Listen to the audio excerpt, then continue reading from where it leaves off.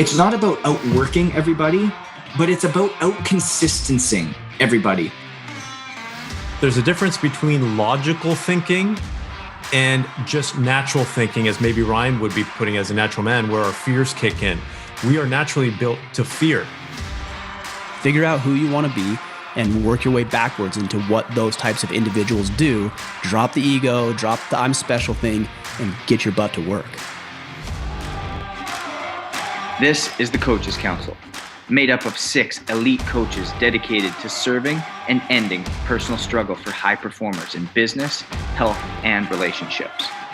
As a collective, we have built and helped build 6, 7, and 8-figure businesses, dominate in multiple industries, coached and played in professional sports leagues, and developed some of the strongest and most intimate relationships, both professional and personal.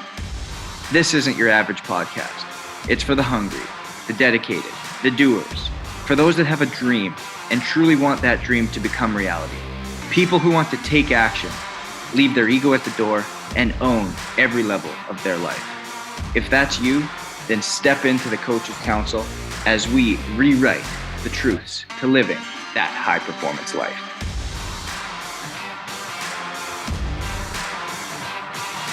Welcome back to another week of the Coaches Council. We've got Pradeep Sangha, as usual, sitting in his new throne back in Toronto, out of the orchards from out west in Canada. How was the trip back, Pradeep? It was awesome, man. It was tough being away from the kids and the family for 3 weeks, but it was just great to be back on the orchard, back on the tractor, just, hands-on, manual, physical labor. So I loved it. I love it. It didn't put any more hair on your chest, though, I see. I wish it put more hair on my head. Honestly. And then we are joined with, I don't know if anybody's heard, but Order of Man's creator, founder, Ryan Michler. And Ryan, I've loved your stuff for a long time, and the way that you stand up for the male community and truly show up as a leader. And I think we're going to get into a lot of what leadership is, what it looks like, how this whole landscape has just been turned upside down, especially forget the last 5 or 10 years, but just even the last year. And just the whole mission that you're on. Glad to see you guys. Thanks for having me on. I'm looking forward to our conversation today.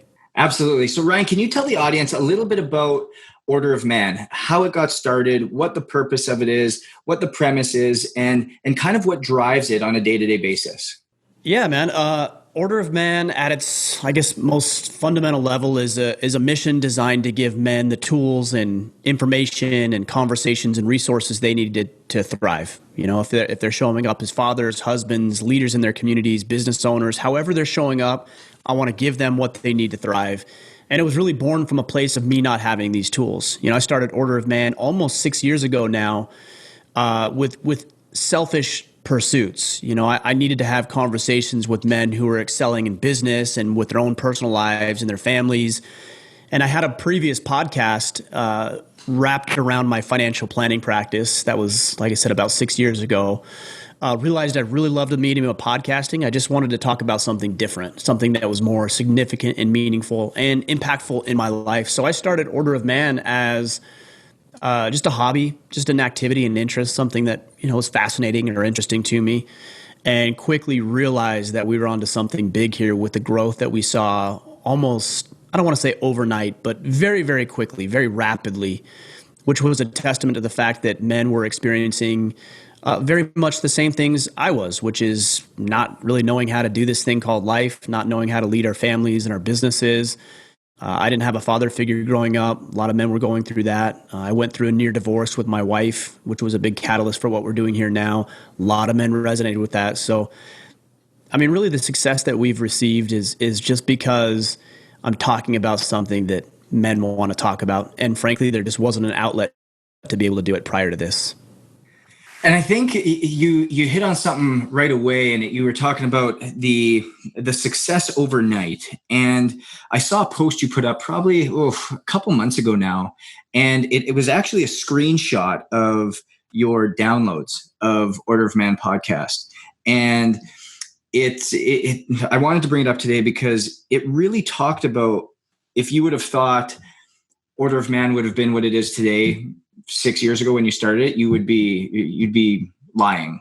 And that it really took the consistency day in and day out and showing up and performing and just being on that mission, being so convicted to what you were doing and passionate about what you were doing. And it was the consistency that drove that quote unquote overnight success.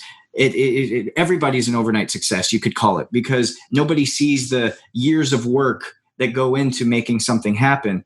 And it's not about outworking everybody, but it's about out-consistencing everybody, showing up day in, day out, whether you want to, whether you don't want to, on good days, on bad days, and truly making it a part of your DNA. That consistency is what's going to get you to that next level. Talk a little bit about what that concept of consistency means to you, and ultimately what it's done for not only you, but your business. Yeah, I don't consider myself anything all that unique or all that frankly interesting or special. A lot of people That's why we wanted you on. Thank you. I feel right at home, I guess. No, I mean, people say that, and it certainly strokes the ego, and I feel like we've done things well. I'm not trying to completely dump on everything that we've done. I'm just saying, there isn't anything particularly unique about what I do. But that said, and I'll just extract one element of consistency here with what we've done in Order of Man. We started in March of 2015. That was the first podcast I did. And initially we did one podcast a week. It was an interview show. And then we grew that to doing 2 a week and then eventually 3 a week. Well, I went through a couple of weeks ago and actually looked at how many podcasts we've done. We're over 600 podcasts at this point. Wow. And over the past 5.5 years, I have not missed a single podcast. Not one, ever, in 5.5 years. There was one day that I almost missed it because I was at an event. It was a week-long jiu-jitsu event, and I was tired, and I had just spaced it, and I realized I hadn't released the podcast. So my co-host for our second show of the week, which is an Ask Me Anything, Kip Sorensen and I run that together. He was at this jiu-jitsu camp with me, and I said, I know it's 11 o'clock at night, but we got to sit down and we got to do a podcast together. And we did a 30 or 40-minute podcast. I don't even know that I edited it, but I sent it out and I hit publish right before midnight. That's what you're talking about here. And through the consistency over the past 5 years, it makes up for any other inadequacies we have. I say quite often I don't have the luxury of not being consistent because I'm not all that talented. I'm not all that special. I'm not all that connected or all that wealthy or good looking or whatever it is.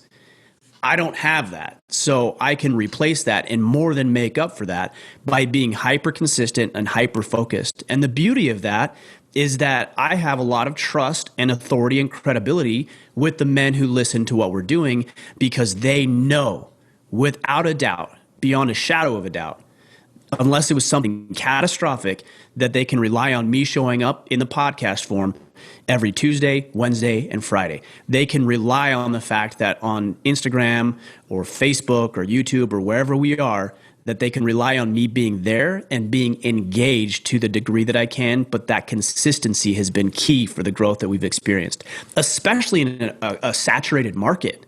How many podcasts are out there? How many YouTube channels? How many blogs? How many podcasts? How many of all this? And in order to cut through that noise, it takes a very long time of grinding through it and being hyper consistent about it. Pradeep, I know that we've talked a lot about consistency within this group for a long time. And what caused me to want to go back to this and really I was listening to a podcast actually a couple weeks ago, and they brought up the term out consistent everybody. And it resonated so heavily with me because for those gym goers out there, we often hear just outwork everybody. So it's like going into the gym and trying to lose a bunch of weight. And you're going to be that person that's there 3-4 times a day and really pushing it, like maxing out over the course of a month. And then it kind of peters away and goes away. That person may have lost 10, 15, 20 pounds that month. Awesome. That's right on. But you come back and you look at them 3, 4, 5, 6, 7 months later, and it's all gained back up. Where you've got this 75-year-old guy who's just casually on the elliptical every single day, 10 to 11 a.m. You know which elliptical that guy's on because he's showing up day in, day out, day in, day out. And guess what? He's probably going to be there when he's 95, 105, 115 years old because he's just consistent day in and day out. And I'm curious, Pradeep, what you see, or for our listeners, what aspect of being able to be consistent does it truly come from? Yeah, no, really good question. And here's my personal take on it. And here's what I typically coach. The first one is having complete clarity in terms of what you're looking to achieve. Because if you don't have the clarity, you're not going to be consistent. And so that's why having clear, precise goals or direction is important, because that's the first piece. The second, really, it goes back to the last episode that we did around identity. Because you have to have an identity of being someone who's consistent, because there's people out there that tell themselves that they're not consistent. They tell themselves that they're always late or they're not good at something. And well, how are you going to be good at it, or how are you going to be consistent if you keep telling yourself you're not that type of person? So you have to believe that you're that type of person to actually be within that realm first. The other piece is seeing results, because a lot of people, they get discouraged when they're doing something, they're consistent. Let's just say losing weight, for example, or trying to grow your business. If you're working day in and day out trying to grow your business, and at the end of the month you look and your bank account is negative, well, you're going to say, what was the point of all this consistency? What was the point of all this effort? And so having those small, quick wins is important as well. So there's a system around being consistent. I think it really, consistency for me really relates down to discipline. And discipline is important because, Jocko Willink talks about it. Basically, discipline equals freedom. I grew up with a military grandfather, and he was the most disciplined man I knew. He talked about consistency. He was up at the exact same time, probably within a minute, every single morning, doing his prayer, for example. He'd be out there doing his walk. He'd come back. He'd have the same routine. So I kind of just learned from him what consistency really meant.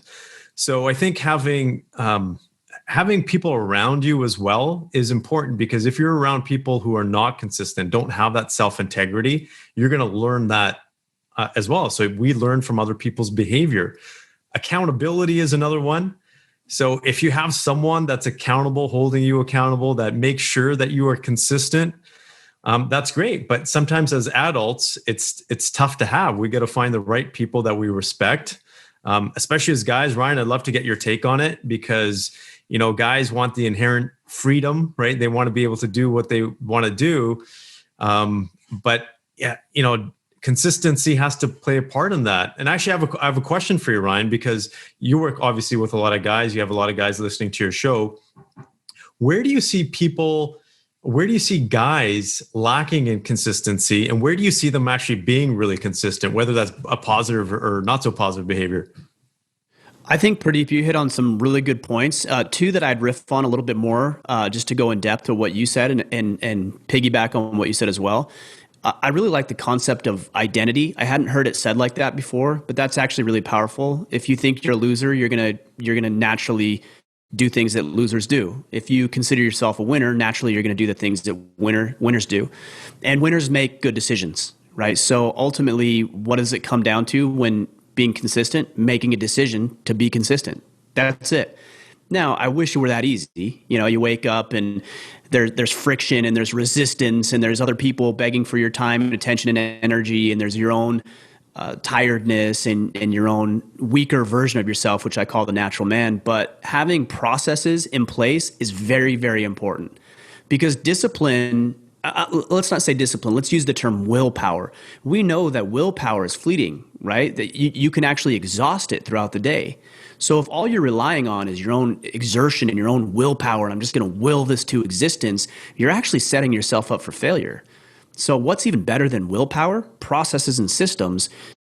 You no longer have to rely solely on willpower to get your objective done. The other thing that you talked about is results.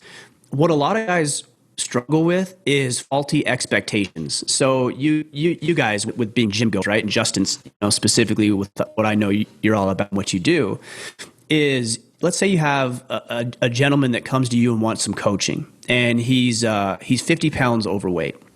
Well, in the first couple of weeks, he's going to experience some tremendous, I was going to say growth, but weight loss, right? He's going to experience some tremendous weight loss in the first couple of weeks. I mean, he's almost going to see it overnight.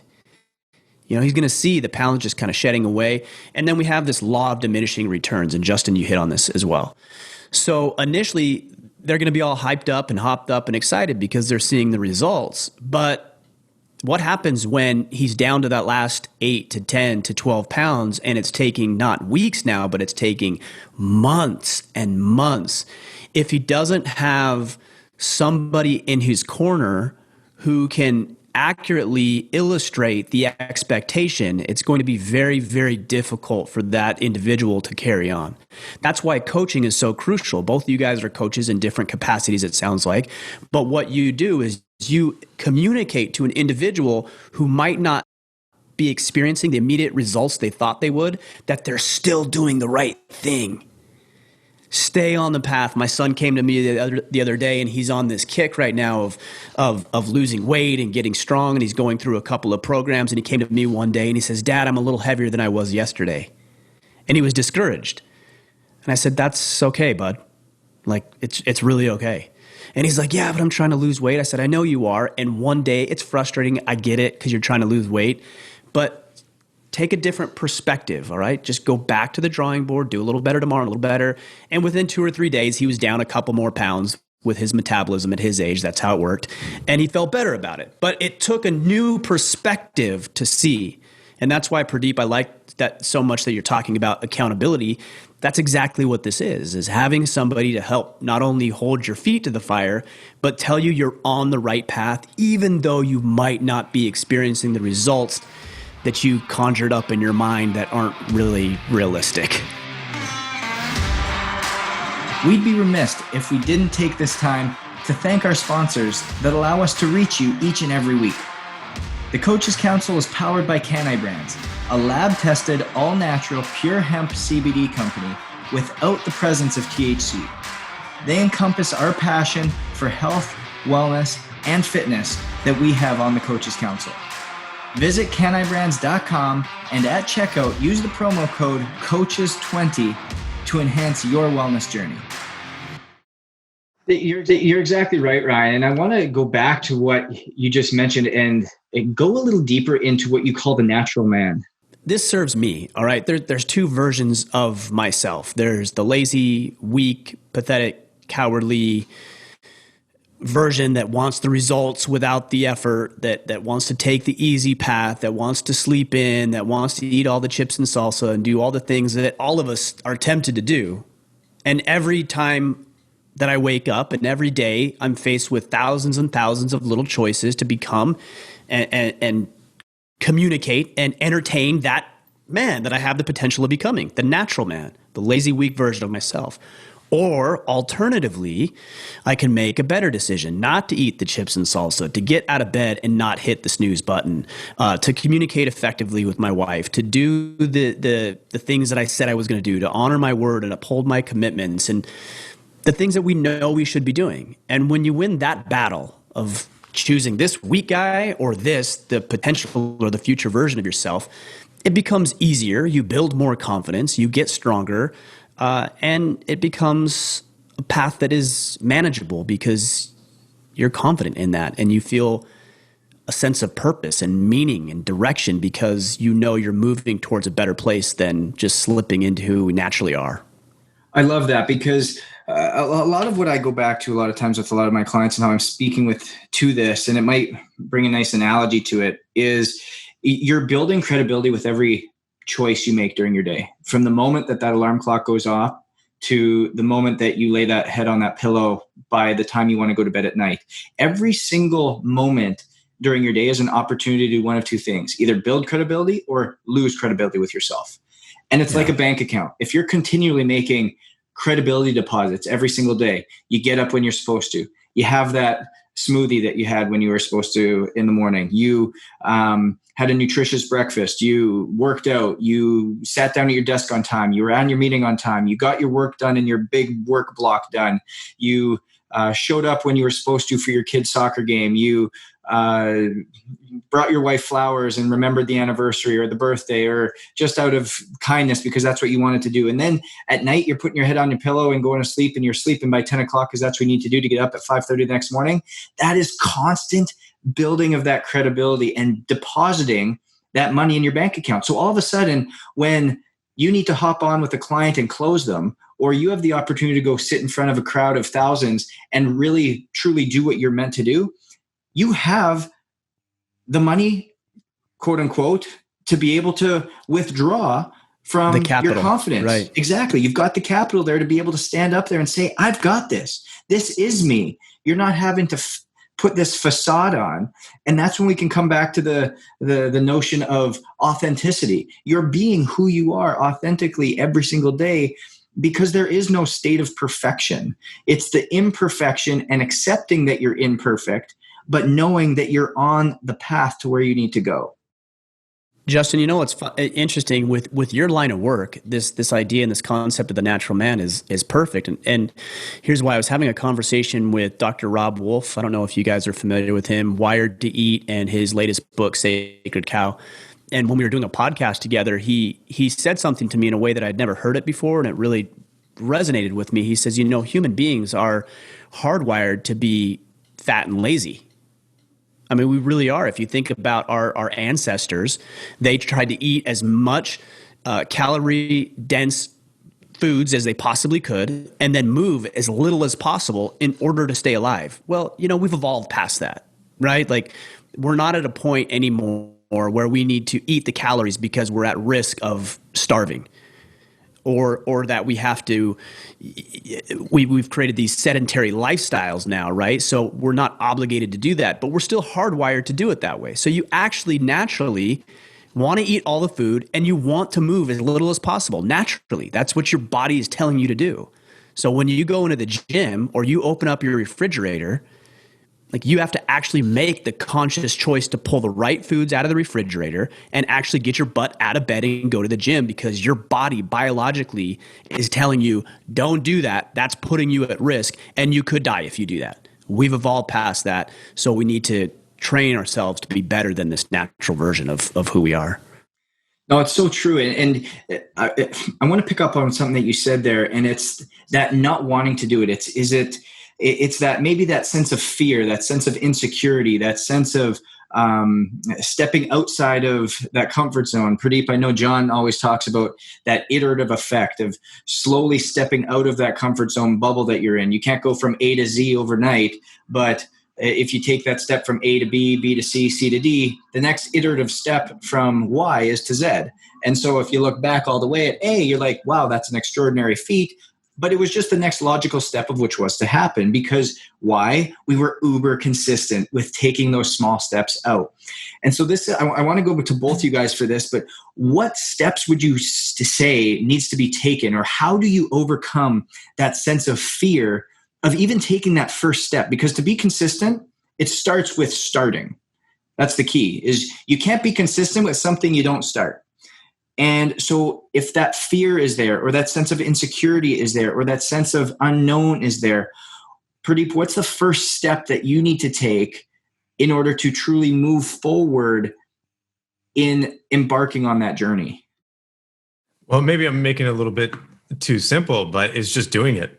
And it really comes down what if that, like, so we know that it's just doing it, but what if there's something that's legitimately there, a process, as Ryan talked about, that we could go through, or a series of steps to get over that fear? Because I'm sure you've had clients too, where they're trying to start a business or have to go talk to their teams or address people, and they're just like, I just freeze up. I'm not able to do it, or I can't consistently be the man I need to be for my household, for my family, because I have this innate fear of X.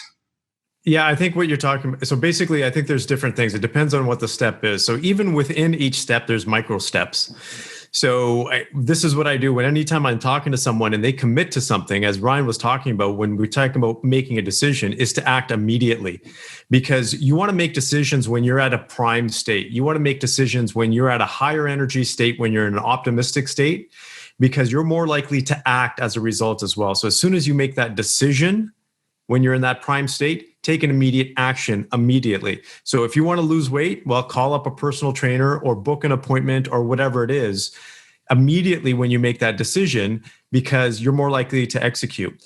And even if that first decision seems too big, you can break that down, or that first action seems too big, you can actually break that down into micro actions. So you can break the first step into little steps as well.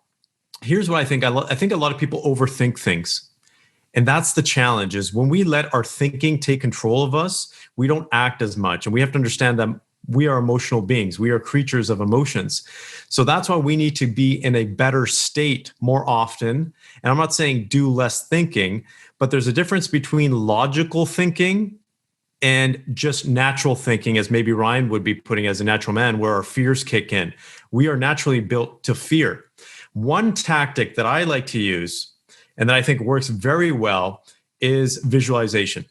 Because if you can visualize yourself doing something, taking that first step, you've already put your brain through that process. You've already built some of those neural connections, if we take a look at it from a neuroscience perspective. So you're already partway there. So that's a simple tip that I can suggest, is if you visualize yourself doing it, that can definitely help as well. So Ryan, I'm going to toss it over to you, man. I'm looking forward to hearing what you got to say. Yeah, I don't know that I would add much to what you said. I think you're dead on with that.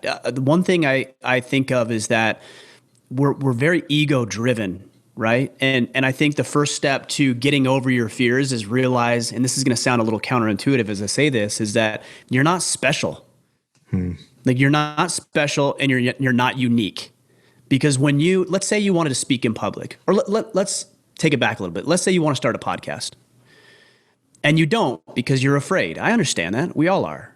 You're afraid of what? You're afraid of fear and rejection and ridicule and what happens if you fail. That's all ego-driven stuff, right? People are judging you, and you're afraid of that because you think highly of yourself, which I think is good, but it sometimes hinders us from growth. So the first thing you need to come to the realization of is that you're not all that unique or special than anybody else. Take the most prolific podcaster out there. If we want to use Joe Rogan, for example, or him doing stand-up.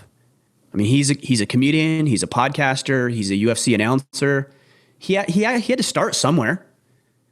He had the same fears you do. And what's the difference between him and you? He did it. That's it.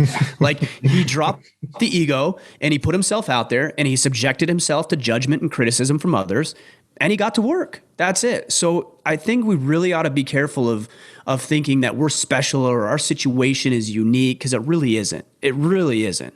Everybody who's ever achieved any amount of success has felt and thought the same exact thing that you have. There's nobody out there that's special. They all felt it. They just decided to overcome it. Now, to your point, Pradeep, about the vision stuff, look, it's as simple. And I've got this, my battle planner. I've got a notepad right over here. Every single morning, I write down, and here's what I would suggest as a tactic for people. Who do I want to be today? Who do I want to be today? I want to be a father. I want to be a podcaster. I want to be a writer. Okay, well, podcasters podcast. Writers write words. Public speakers speak in public. So who do you want to be? And then start filling in the blanks. I want to be a writer. Well, sitting there pretending or thinking about it doesn't qualify you as a writer. Writing qualifies you as a writer. And if that's who you want to be, then that's the action you need to take. Figure out who you want to be and work your way backwards into what those types of individuals do. Drop the ego, drop the I'm special thing, and get your butt to work. Such a good point, because it's quite often not having that direction. It goes back to what Pradeep talked about, in having that clarity, in having that true idea of where we want to go. And once we figure out where we want to go, we can act in accordance to that. I want to switch gears a little bit here. And it's like, okay, we've started. And myself, through my career, my way to being an athlete, I was cut from numerous teams, was told I wasn't good enough, was too small, would never make it. Would continually get traded, contracts that you thought were good to go. You're told, no, you're not worth that. You're worth this. And it's seemingly like, it's amazing. If you go through it, I played on 6 different junior teams. I was at 2 different colleges, then made my way finally up to my first professional contract, all the way now going up to coaching at the NHL level, and then getting fired and making my way through those steps and stages. It's always easy. The guy that's always at the top of the game and just goes from here to here and takes that next iterative step. That's the guy that's, hey, he's consistent. He's so good. But it was always pretty simple. But for the 99% of everybody else, there's the gut punches. There's the kicks to the knees. There's the being kicked when you're down. There's the continual downward trajectory that seemingly life is giving you challenges over and over and over again. What is it that people can do, no matter what their goals are, no matter what they're doing? They've taken the step. They've owned who they are. They've owned the vision, the mission, and they've taken that first step. And now, if for lack of a better word, going back to what we talked about, the willpower is wearing away. The allure of that golden treasure that they were onto has kind of started to come off a little bit, and things have gotten tough. What is it that now is able to keep us consistent day in and day out? There's a time to be reflective, and there's a time where you shouldn't be reflective. Like there really is. Like there's times where you don't need to sit and reflect and think, and there's other times where that's completely appropriate, and you ought to do that. So the other night I'm at jiu-jitsu. I've been doing jiu-jitsu for about 1.5 years now, and I'm rolling with this guy who we've trained together quite often, and he's got me in a submission hold. And the next thing I know, I'm waking up from La La Land because he passed me out, right? He just choked me out. And I went completely out. I came to, he was standing there like, are you okay? And a couple people were looking at me. My coach was laughing at me. And it would be tempting to be reflective right there, right? Like, okay, well, like what happened? And oh, do I look stupid? And what do people think of me? And man, I'm not good at this. Instead, I said, all right, let's go. Go again. And that's the right course of action in those times is, look, I can be reflective after training is over. But right there, I just got to get myself back in the game. So I get back to rolling with this guy. You rebuild the confidence. You learn from your mistakes, of course. And then you just perform. And that's it. You know, a lot of people talk about, men a lot that I deal with, they talk about being down and being depressed. I've never met a man who's anxiously engaged in work, whatever that looks like for him, who is simultaneously feeling bad for himself. A great point. The only time you feel bad for yourself is when you're alone and it's quiet and you're not doing something and you have these idle hands. My mom used to say idle hands are the devil's workshops, idle minds, same concept. Don't be idle. Don't be reflective. When you're feeling down, don't be reflective. Go to work. And I like what Pradeep was saying. Once you're at work, you're going to move into that higher energy state. Okay, then be reflective, right? Because then you're coming from a position of hope and optimism, not despair and desperation. So if you're down, go to work. When you're up, be reflective. That's what I'd give. Go ahead, Pradeep. What were you going to say? Well, I was just going to say, I think that's a brilliant point, Ryan, when you're talking about that, because when you're in motion, you tend to stay in motion. And when you start to stall, that's when you start, worrying. That's when you have a lot of those moments of, okay, am I on the right path? You start to test your self-confidence and you start to doubt yourself. Like all of these things kick in, but you're so right that action will just create more results or create more action. So if I reflect back on a time when I went through depression when I was at university, I instantly, I think within 4 months, gained like 45 pounds. I was in a science program. I had school from 8 till 10 at night, I believe the labs were, from Monday to Friday. And then I get dropped off by the bus in front of a McDonald's. And at that time they had $1.49 McChicken sandwiches and supersized fries on for like 99 cents. So I'd pick up 2 of each. And lo and behold, I gained like this massive weight in a short time period. And I also went into depression. You're on the Drew Manning diet. I'm on the Drew Manning diet. Yeah, exactly. It was just crazy, right? And I was like, okay, how do I get myself out of this? And one of the things that I did was really just continue to move, just act, not stay idle, not think too much, and just keep myself busy in a way, not necessarily just random stuff, but productive stuff that actually got me out of the slump. So whenever anybody tells me, hey, I'm feeling down or I think I'm depressed, it's like, keep moving, keep being consistent, right? So I love that analogy because there's times when you can self-reflect and just put yourself down even further.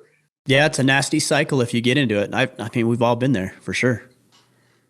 And it's so ironic too, guys, because a couple of the people that have reached out specifically have said that they find themselves at the top of their game for a certain period of time, and then something negative happens and they have a hard time getting out of it. And that reflection time, you never, why stop in hell, right? Keep on moving, keep getting out of there. Reflect when things are good, reflect and be grateful, reflect and have that sense of gratitude when things are great. And just have the awareness that things aren't good. But guess what? Everything comes in cycles.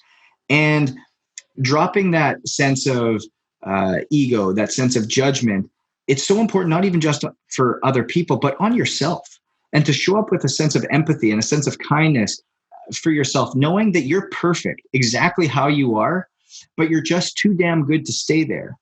And that you have to continue to put in work day in and day out. If that mission, if that clarity, if that vision of where you're wanting to go really truly means that much to you. And if the mission means that much, if the vision is that enticing to you, at the end of the day, consistency is just one small step after the other. Well, I think the other challenge people have is they wrap up their sense of worth in the result. And I'm not going to tell you the results aren't important. They are, obviously. You know, I want to show up as a father for my kids and a husband for my wife and a leader of this movement community we're trying to create. So yeah, results are important. But if I overconsume myself with a result, then in a way I'm placing my sanity, my thought process with something that is to some degree out of my control. Right? Like I can't control my kids. I can influence them. I can't control them. I can't control my wife. I can be influential. Same thing with the guys who tune into what we're doing here. So instead of me wrapping up my sense of worth and identity in the results that I produce, I try to be more wrapped up in success in the actions that I take. Podcasting, like I talked about earlier, great example. The success is not the number of downloads. The success is that I put out another podcast. I know the download numbers will happen. Those things will take care of themselves. But I pride myself on showing up each and every day, regardless of the result. I had an old mentor of mine, one of my very first mentors. He says, do the best you can and let the chips fall where they may. That's it. That's all you can do.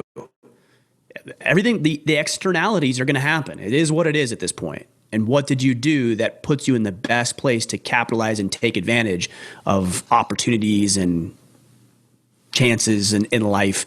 That all comes down to what you do and how you take pride in showing up each day, not necessarily that end result. Ryan, I appreciate you so much for coming, because it's the movement you're on, the mission you're on with Order of Man, and the influence that you've put out there into not just North America, but worldwide. I know you touch people around the globe, and it's so impressive, the way in which you show up consistently day in and day out. And you don't just lead by preaching, by talking, but you lead by example. And it's impressive, and good luck, and continue on the mission. Thank you very much. I appreciate you guys. Thanks for the opportunity. I hope we shared some value for people. Absolutely, without a doubt. And everybody out there, as you guys embark on your mission as a father, as a business person, as a brother, a husband, a spouse, whoever it is that you impact every single day, whatever mission you are on, always remember that it starts with the clear vision first. It starts with that sense of clarity, knowing where you're going, where you want to be. Being able to take that first step, be able to do so consistently, be able to not rely on that willpower that will be fleeting at some point, but a deeper sense of meaning that's going to pull you through those high times and low times, a time to reflect and a time to take action. And by doing that day in and day out, from day 1 to day 5,000, the results will come knowing that you're on the mission that you were meant to be. So stay hungry, stay humble, and we'll see you guys next week.